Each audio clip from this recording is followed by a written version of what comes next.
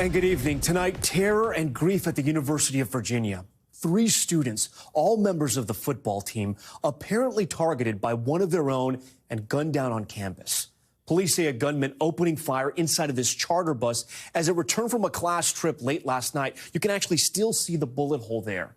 The gunman then fleeing, leading police on an hours-long manhunt. The entire campus locked down. Then this dramatic moment during a live briefing this afternoon, the chief of police informed live on air that the suspect had been caught. The 22-year-old, a former football player, now charged with 3 counts of second-degree murder. The tributes for the lives cut tragically short already pouring in. The banner on the UVA campus reading "Seville Strong," a reference to Charlottesville, where the shootings happened, displaying the 3 numbers of those 3 football players killed. And now, these are their faces. We want to show them to you. Second-year student Devin Chandler from Virginia Beach, third-year student Lavelle Davis Jr. from Ridgeville, South Carolina, and fourth-year student Deshaun Perry from Miami, Florida. NBC's Ryan Nobles is on the ground in Charlottesville with that community in mourning, leading us off. Tonight, a campus and community in shock. 5 patients with gunshot wounds. After a shooting on campus left 3 University of Virginia football players dead and 2 other students injured, one critically. The college town on edge during the 12-hour search for the suspect. News of the arrest arriving in a dramatic moment during a press conference with university officials. We just received information the suspect is in custody. Authorities say Christopher Darnell Jones, a student and former member of the university's football team, opened fire on a bus filled with students who had just returned to campus after a class trip. We heard some bangs, yeah, and the police came almost immediately.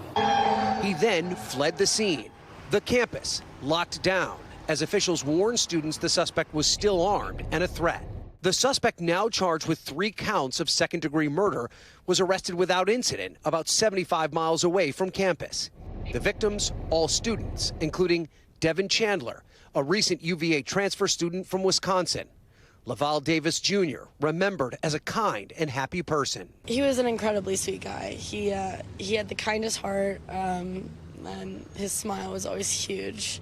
And I know he was a really hard worker. And Deshaun Perry, a linebacker, last on the field for the Cavaliers just days ago. We saw Deshaun Perry play just on Saturday, and now he's gone. Tonight, an outpouring of support from fellow students and teammates who are at a loss for words. It was 3 young, great men, on the way to become great.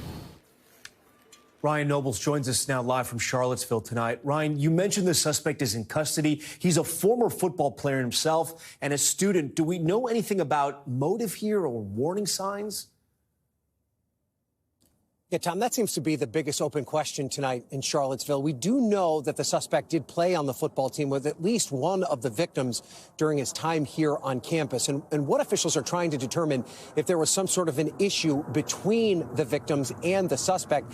If they found that yet, they haven't shared it with us. But we do know that the suspect in this case was someone that was part of a campus investigation into hazing. There was also reports that he was telling people he had a gun. But the police chief cautioned us to not connect those investigations with what happened here last night, saying that they're still trying to figure out exactly what went wrong. Yeah, but it seems there's some type of record about this individual. I do want to ask you about that moment when authorities finally announced that they had captured the suspect. Do we know how exactly it went down?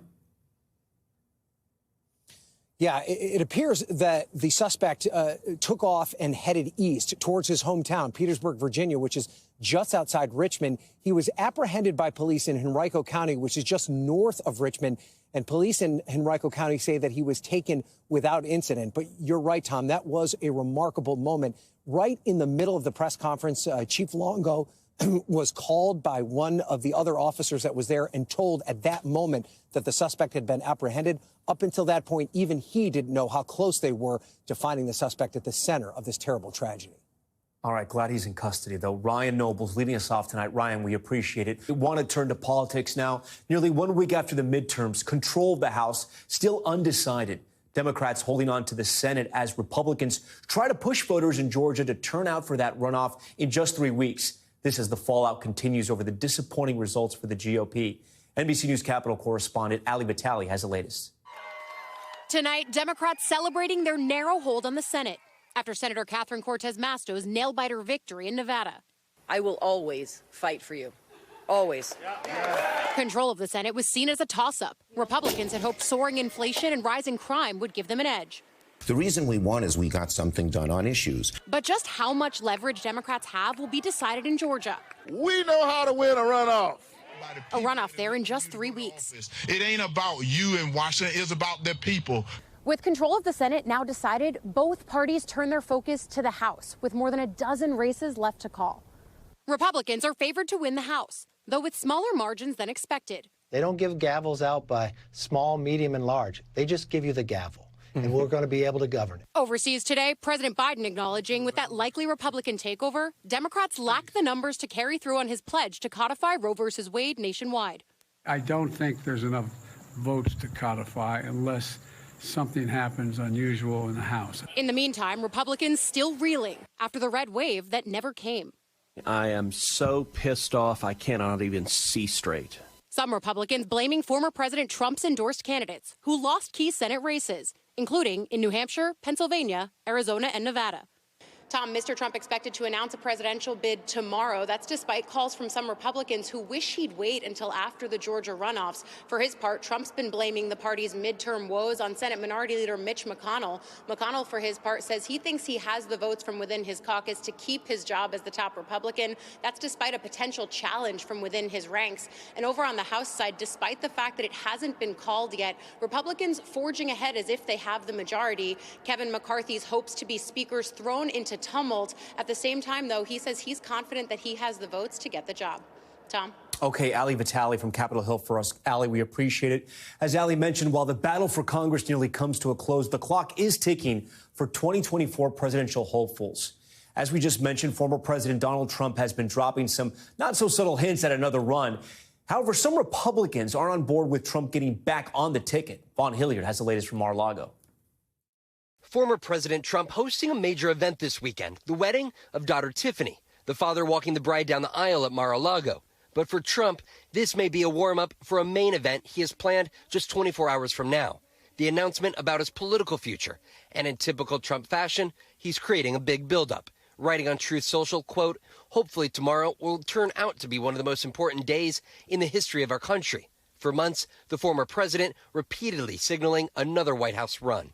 I'm going to be making a very big announcement on Tuesday. But now his former VP and most loyal ally, stealing the spotlight, Mike Pence, speaking out against his former boss in an interview with ABC News ahead of the Tuesday release of his new book.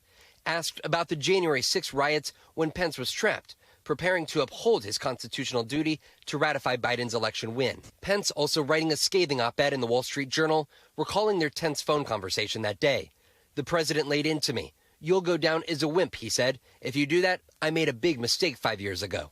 Pence, one of several now, eyeing a potential GOP challenge to Trump for 2024. Florida Governor Ron DeSantis also flirting with presidential ambitions after cruising to an easy re-election win for governor of Florida. Daughter-in-law to the former president, Lara Trump, issuing a tongue-in-cheek warning to DeSantis. Wouldn't it be nicer for him, and I think he knows this, to wait until 2028? With those disappointing midterm results, the GOP split on whether Trump should run again and questioning whether his influence is still strong. It's basically the third election in a row that Donald Trump has cost us the race. I believe that Donald Trump is a very effective president for our country. I believe he could be a very effective president for our country again. I'll save my endorsement for another place in time for the 2024 race. Those who are most closely aligned with the former president underperformed. Those who are talking about the future, who have managed their states well, they overperformed. The American people want ideas. They want a future. All right, Vaughn Hilliard joins us now from Mar-a-Lago tonight. Vaughn, the former president is always one to sort of surprise his supporters and surprise the media. Any other clues as to what the former president might be thinking right now on the eve of his announcement? It has been his long intention to make this announcement. I've traveled around the country with him this year, Tom, in which he has suggested that he was going to mount another run for the White House. But because of the financial disclosure requirements, he had stopped short of actually announcing a White House run. But all signs point to him announcing. The only hiccup here, really, at this point, is the fact that Tuesday, a week ago, the election did not go as planned.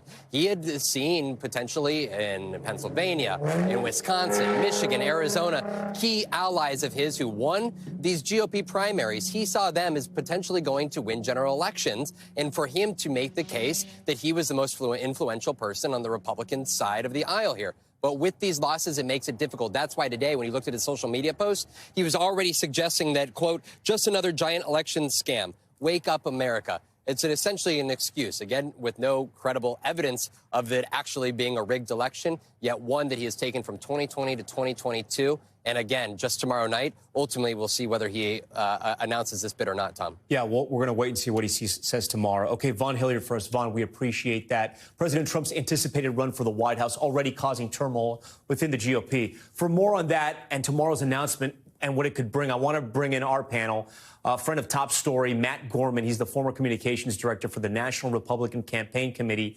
And Alencia Johnson, she's the chief impact officer of 1063 West Broad, an organization raising awareness for social justice. And she served as a senior advisor to the Biden campaign. I thank you both for joining us. Matt, I want to start with you. This announcement tomorrow, are Republicans, especially Republicans that make decisions for the party within the GOP, the movers and shakers, will they be popping champagne tomorrow, or are they going to be popping heartburn medication? They'll be drinking. It depends on which side you're on, whether you're drinking out of sadness or joyousness. But look, I think this is expected for quite a while, and I think this has been factored in for several months now. But I will say, in light of the results, whether it's in Florida with Governor DeSantis, South Carolina with Senator Scott, obviously you have the Mike Pence book coming out, there are other horses possibly coming out of the barn here that people can hitch their wagons to. So it's not something where Trump's the only game in town, and that'll be new for him. He's not used to that. Yeah, Matt, he's not the only game in town, but you know anybody who takes him on is going to be involved in a very long, right, and a very painful fight with him.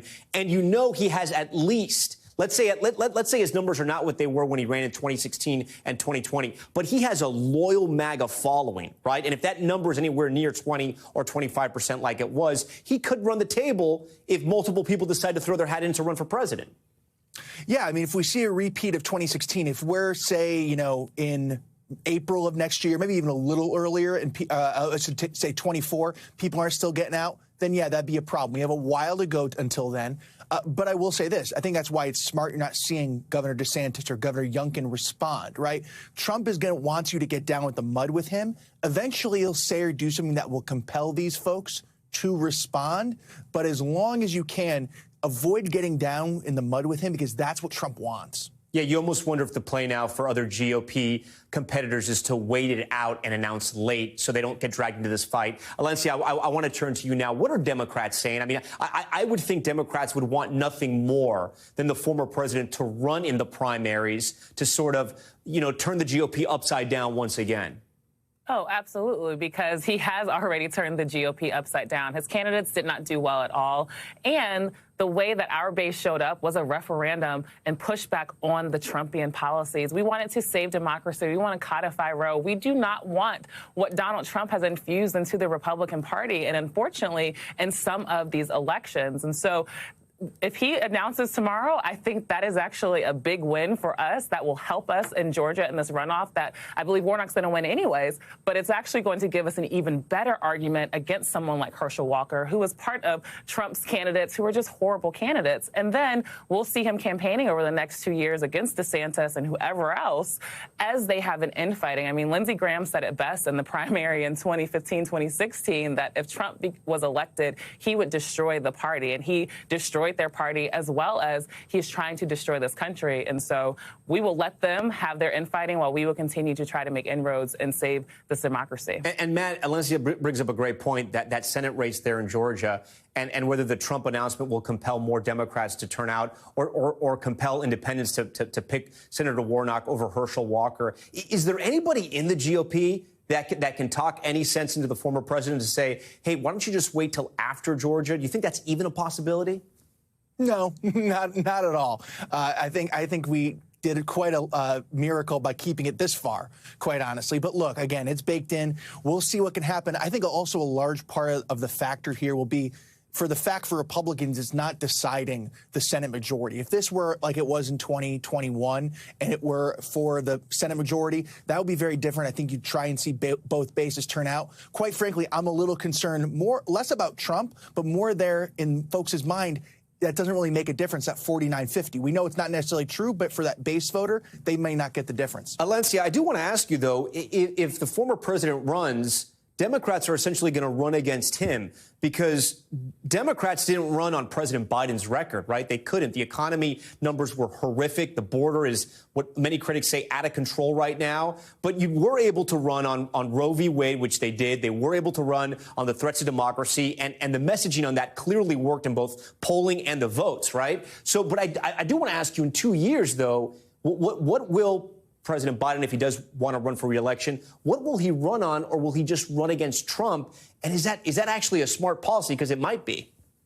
Well, the reality is we won because of President Biden's agenda. He couldn't codify Roe or the Voting Rights Act or some of these other... Alencia, you really think that Democrats won because of President Biden's agenda, or did they win because they were compelled because Roe versus Wade was overturned, and also the threats to democracy because of what we saw with January 6th and the reminders throughout the January 6th Commission? I mean, I think that's a combination of all of it, right? President Biden said, I can codify Roe if you send me a Congress and you send me a Senate. I can get you voting rights, which helps protect our democracy, if you send me a Congress and a Senate. But let's be very clear. The American people said in our primary in 2020, these are the pieces of legislation that we would like to see. And President Biden had to take that on as an agenda. And so, yes, was that a referendum on Trump? Was that a pushback against Trump and saving this democracy? Absolutely. And at the same time, voting for President Biden and the party in office to get these things done. And so I believe there's an a nuanced conversation that we can have. And Gen Z, young people, women, people of color, were organized and galvanized around these issues. And we're hoping that President Biden can deliver on these campaign promises that we saw couldn't be delivered on just yet.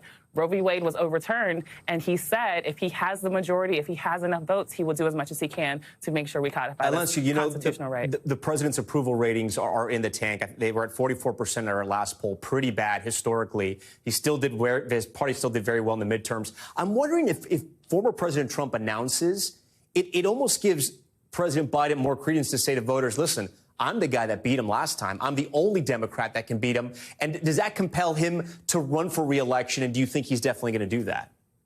You know, I don't want to speculate too much about 2024 because we're still actually counting votes for this election. But if he is the president in power right now and the president that has delivered a historic midterm for our party, absolutely, we will go into 2024 extremely strong. Look, even if the Democrats do not get the House right now, if we pick up this one more seat in the Senate, we can confirm so many judges. We can do so much through the Senate that he will have a strong record behind him. And yes, to what you just said, he literally is the president that beat Donald Trump. And I don't know what's more of a powerful message than that going into 2024. Matt, I want to ask you, though, I mean, President Biden would be the toughest Democrat to beat, even though he would be very up there in age. But if you think about it, there's probably no other Democrat right now as popular. And if Trump is the candidate, or at least he's running in the primaries, what are Republicans thinking? I mean, I got to think they'd want someone other than Biden to run because they think that person would be a weaker candidate. Yeah, well, first of all, I want to point out, last time I checked, Democrats had the House, Senate, and Biden in office. So the idea that they couldn't codify Roe, I just don't know where that's coming from.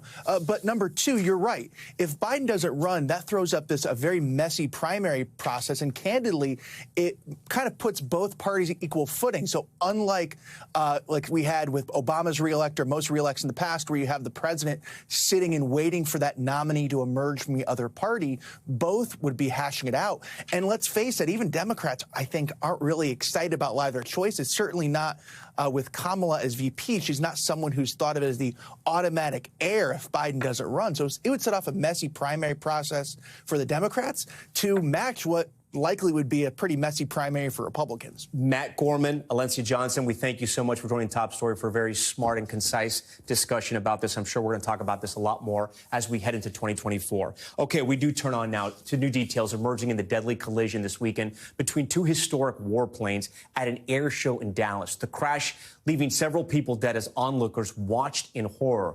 NBC's Morgan Chesky has more from Texas. Dios mío! The fiery explosion shocked hundreds. A mid-air collision between two vintage warplanes at an air show that in mere seconds left 6 people dead. The impact tearing apart a B-17 Flying Fortress and smaller P-63 King Cobra. Federal investigators spent Sunday scouring the charred crash site, sharing they recovered a crucial GPS unit and electronic flight display. Once you have these devices back at your lab, what is your hope to recover? Things like GPS location, possible altitudes of the aircraft, and the airspeeds of the aircraft. Agents say neither plane was equipped with a black box, but neither was required to. Both part of the commemorative Air Force fleet, the group sharing the names of the 6 crew members killed. 5 on board the B-17 and Craig Houtain, who flew the King Cobra. Video from a prior air show shows the pilot who had flown with the group for more than a decade. It's an honor and it's a privilege to fly this airplane. It's a great responsibility. I take that responsibility very seriously. On board the B-17, Army veteran and longtime pilot Terry Barker. He was someone that put service above self, and that is who he was.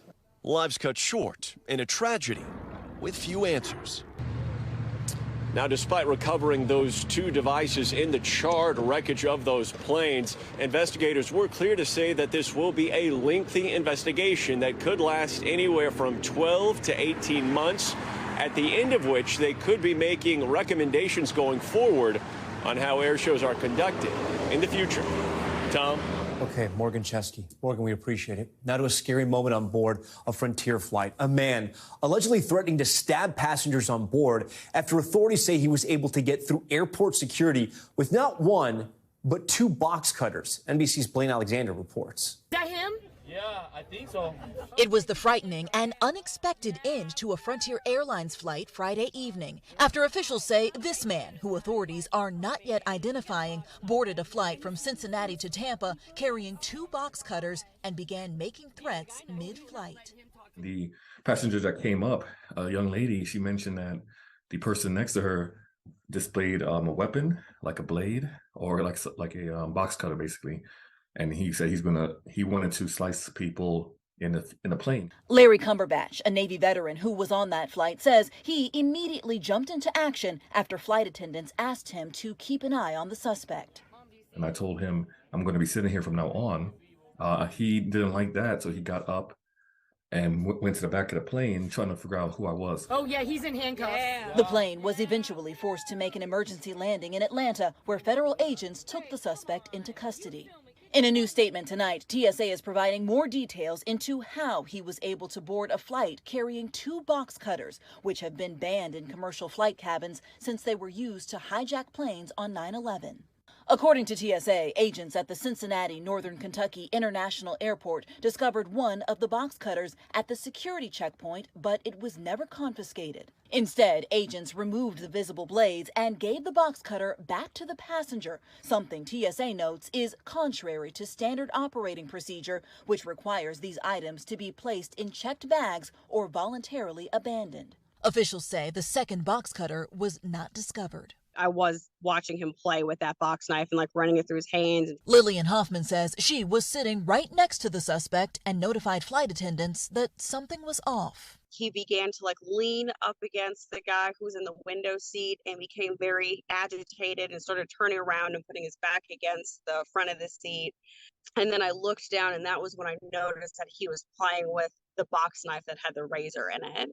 And it was terrifying. Frontier Airlines says there were no reported injuries of passengers or crew.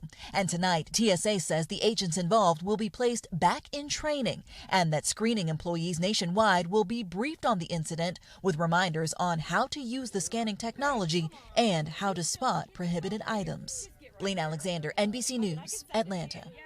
Now to the big shakeup when it comes to U.S. Customs and Border Protection. The man in charge of the government's largest law enforcement agency resigning over the weekend. Commissioner Chris Magnus leaving the post after reported tension with Homeland Security Secretary Alejandro Mayorkas. His departure comes just 11 months after he was narrowly confirmed by Congress. And a reminder that this year we saw record-breaking encounters at the border. In his tenure alone, there have been more than 2 million encounters at the border. I want to bring in NBC News Homeland Security correspondent Julia Ainsley, who joins us now from Washington tonight. So, Julia, we know that this resignation didn't come easily. Walk us through what you heard in your reporting and what exactly happened.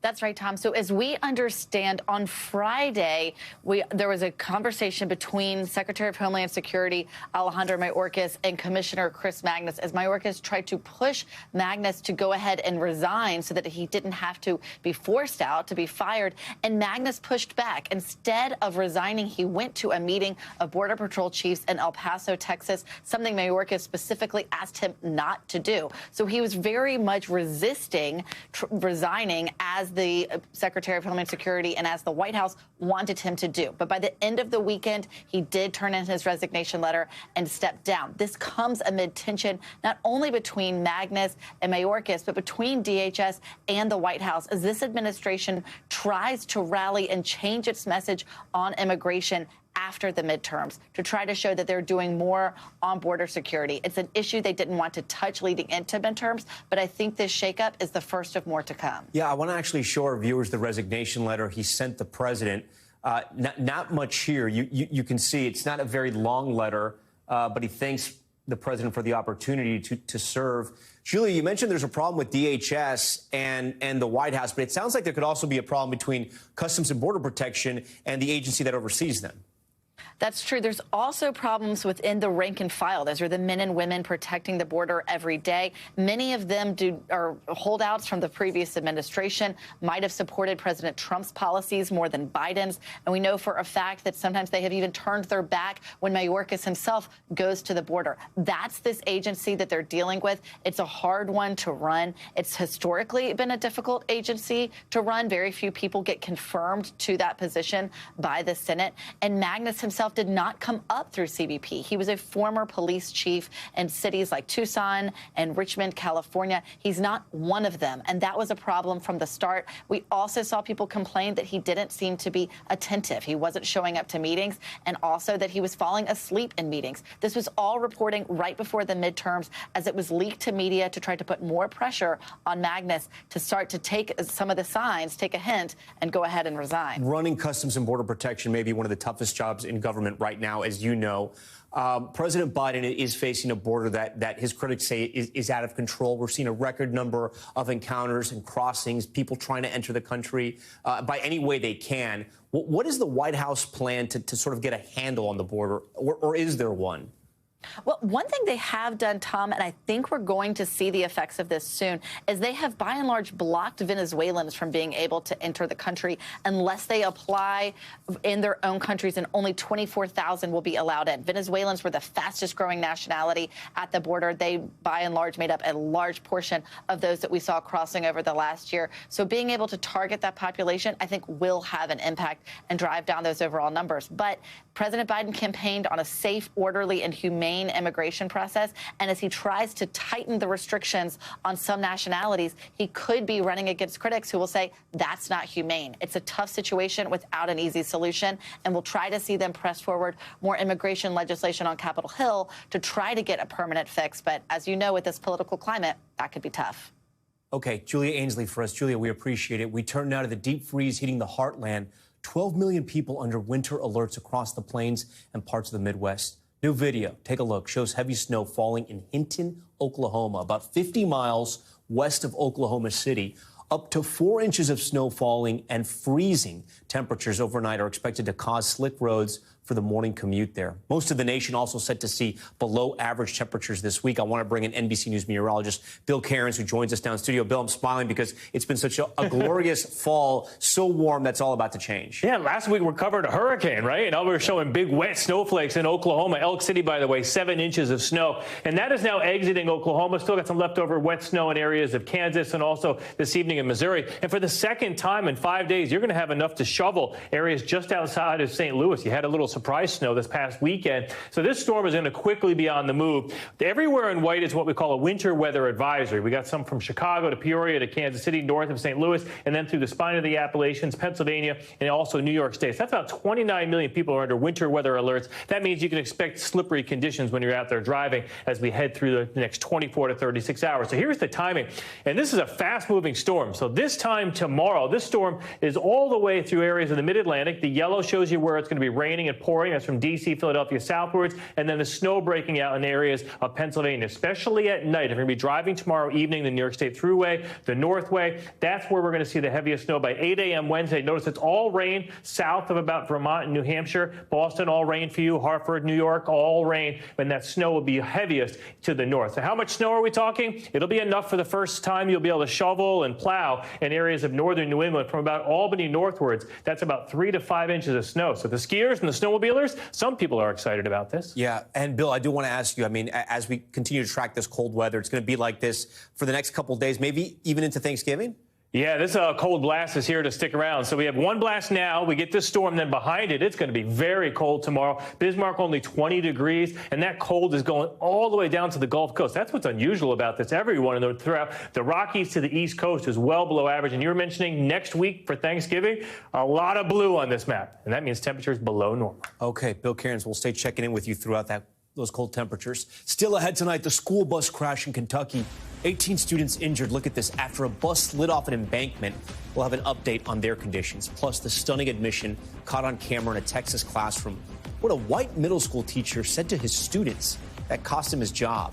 And the record-setting auction for this glove selling for $1.5 million. We'll tell you who that piece of history belonged to. Stay with us. Top story, just getting started.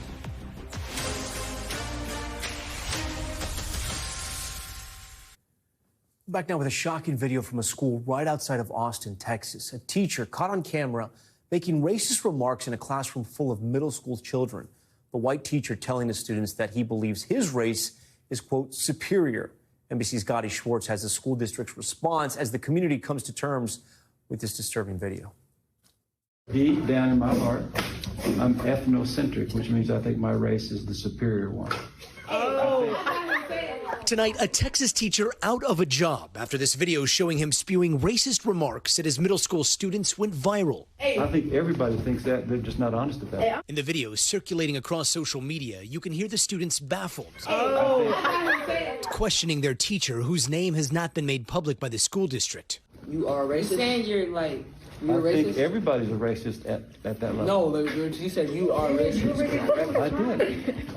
Yeah, I'm trying to be honest. Because that content, what he was saying, was extremely racist. Parents now outraged. I was very shocked and appalled and saddened that he felt comfortable. I was disgusted, traumatized. I felt for those children in that classroom. Music producer Southside, part of the songwriting team 808 Mafia, says his son was in the classroom and shared this series of videos with him, later posting them on his Instagram while venting his frustration, writing, "This hurts my heart to see this. I'm so angry, I'm lost for words, but I will stand up for my child and other Black and Spanish kings and queens in this video." We still don't know what led to this conversation in class, but today the school district writing in a statement that the teacher is no longer employed at the school, adding this type of interaction will not be tolerated and does not align with our core beliefs. No, I'm not saying it again. I've said it enough. So you're racist. I think I saw you stop speaking. Yes, you said Put your phone up. I respected you. I actually respected you for a while, but like I'm putting now, your phone up. I don't even got no more respect for you. Put it up. Yeah, for real. I don't think I got respect for him no more, bro. Bowles Middle School, where this took place, saying in a letter to parents they encourage their students. "We always do our best to ensure the safety of all students, to be self-advocates, and let an adult know when something is wrong, as they did in this situation." Gotti Schwartz joins us now from Los Angeles, live tonight here on Top Story. Gotti, do we know any more about this moment, the discussion, what was happening, and what class this was in, and why did this even come up?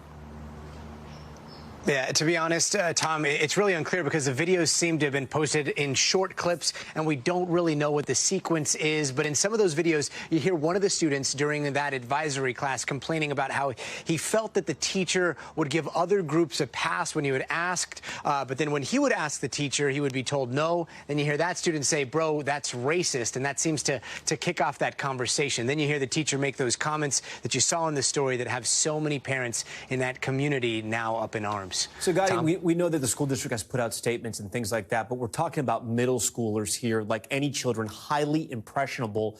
Do we know what they're going to do for those students who had to sort of witness this and the discussions they're going to start to have at that school?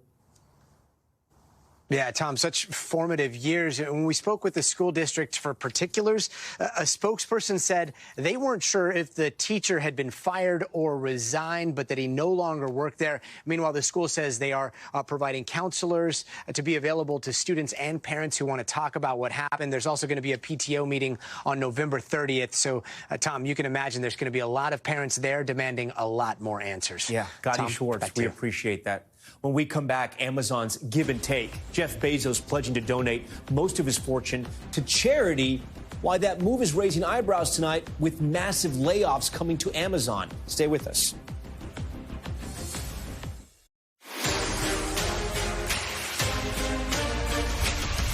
Okay, we are back now with Top Stories newsfeed, and we begin with the school bus crash in Kentucky. Authorities say the bus carrying 18 children went off an embankment. You could see it there in the woods before crashing on its side. It happened on a highway about 100 miles east of Lexington. Officials say all students on board were injured, including at least 3 people who were airlifted to the hospital and are in critical condition tonight. The cause of the crash is under investigation. Former New York City Mayor Rudy Giuliani will not face charges in his federal lobbying case. Federal prosecutors in Manhattan had been deciding whether Giuliani, one of the former president's lawyers and a close advisor to Donald Trump, violated lobbying laws when he campaigned to oust the then U.S. ambassador from Ukraine. Prosecutors had seized his electronic devices as part of the probe, but say they did not uncover sufficient evidence to charge him with a crime. And Amazon is reportedly the latest company planning massive job cuts. According to multiple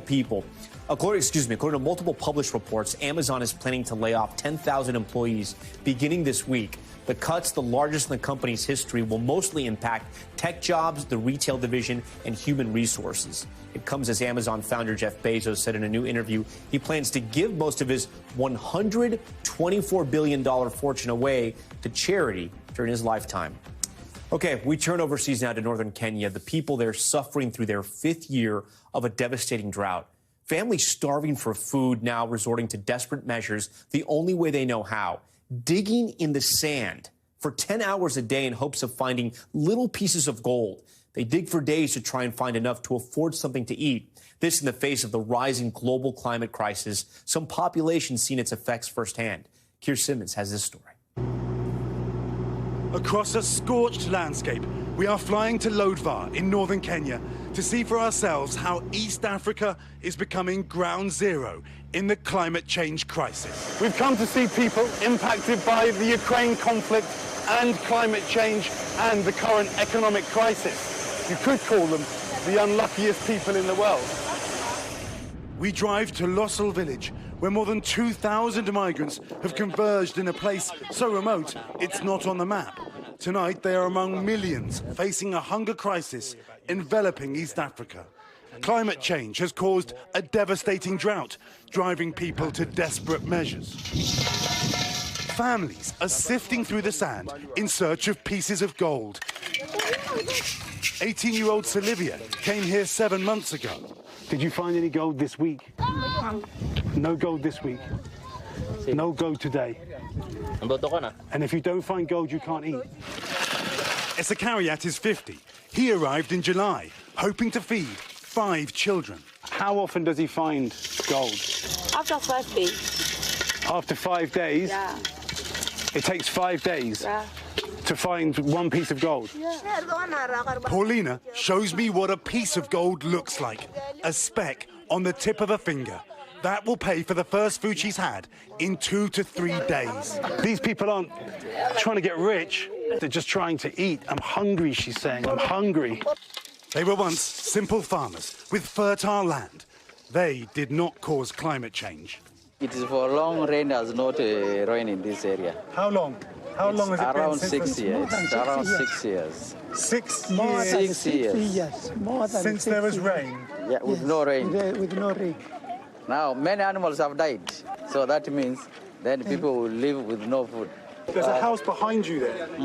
How many people are living in that house? This house is like 30 people are living in this house. How many? 30 people. 30 people. 30 people. 30 people. Yeah. Like 7-month-old Jacinta, living with her mother Rebecca in a small tent. For the first time in Lossall village, a children's clinic has arrived. Jacinta is severely malnourished. If she can't hold down food, they'll rush her to the hospital.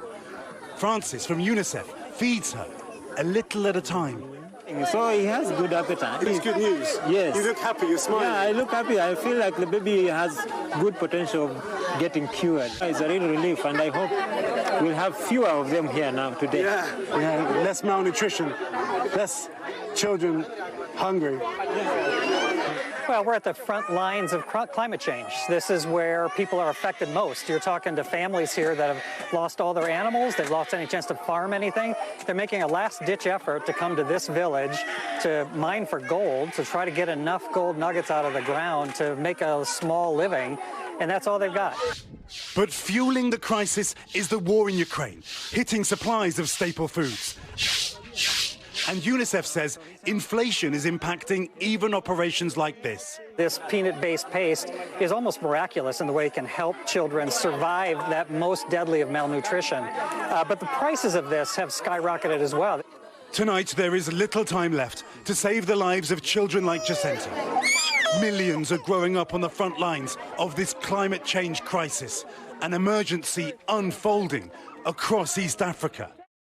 Keir Simmons, back from Kenya, joins us tonight from London. Keir, you look at these images in your story. They're so heartbreaking. And you ask yourself, these families, I mean, how much longer do they have? Days, weeks, months to get the aid they need? Oh, it's happening now, Tom, right across the Horn of Africa. It's underreported, so I think many folks don't realise. But in many of those countries, in Somalia, 40% of people facing starvation. In Ethiopia, they're facing the worst drought for half a century. And then there in Kenya, more than 4 million people facing serious food shortages. Tom, what we found was what that means is some days, some people don't eat. Now, there have been conflicts and continuing conflicts now in that region that, of course, impact food supplies. There's the war in Ukraine. There's inflation. But it is this drought, this terrible drought, that is fueling most of the pain and agony that we saw. Keir, what was it like to witness some of these sort of, I don't know how to call them atrocities, but to think that a family has to dig for days to find a speck of gold to then feed their families, especially small children. That's got to be hard to report on a story like that.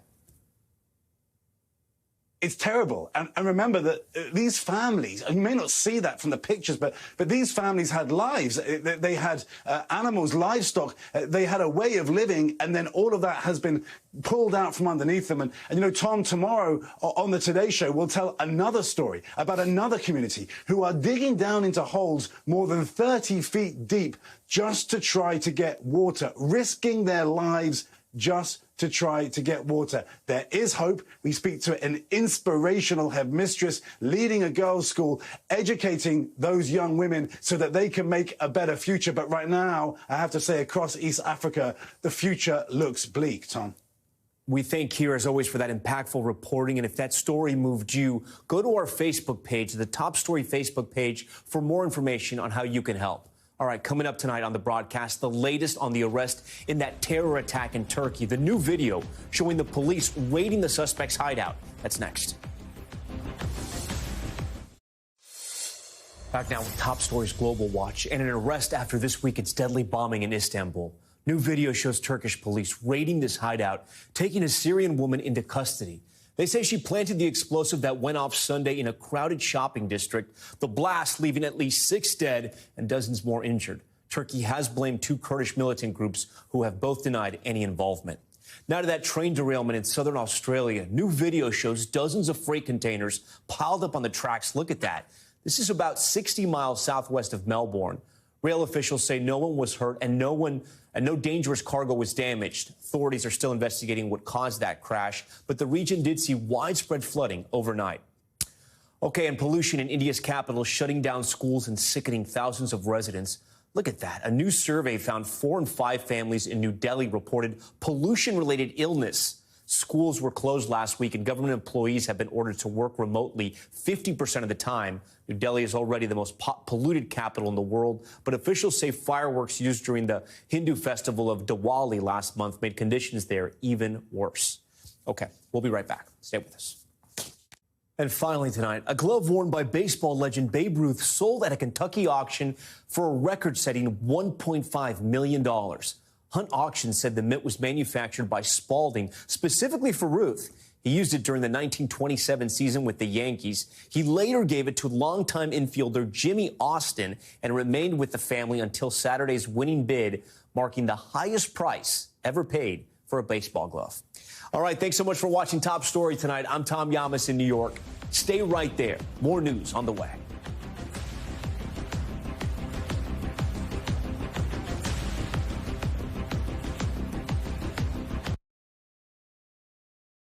Thanks for watching our YouTube channel. Follow today's top stories and breaking news by downloading the NBC News app.